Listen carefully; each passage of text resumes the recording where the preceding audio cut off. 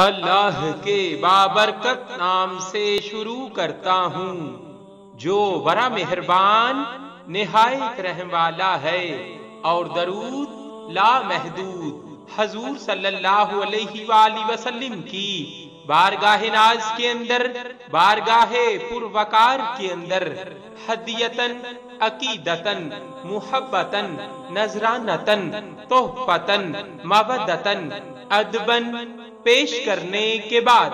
رسول کریم صلی اللہ علیہ وآلہ وسلم نے ارشاد فرمایا، کچھ لوگ مساجد کے اوتاد ہوتے ہیں جن کے ہم نشین فرشتے ہوتے ہیں، اگر یہ غائب ہوں تو فرشتے بھی کھوئے رہتے ہیں، اگر بیمار ہوں تو ان کی عیادت کرتے ہیں، اگر ان کو دیکھیں تو مرحبا کہتے ہیں،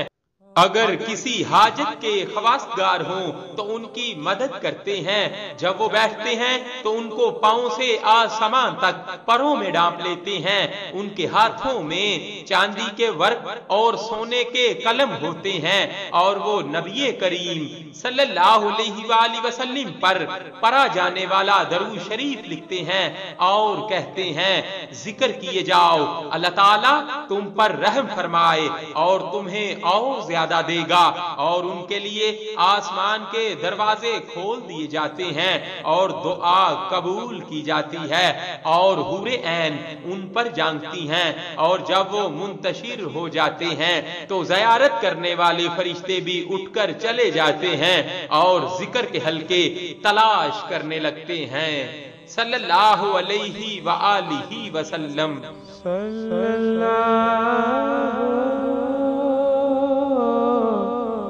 علیہ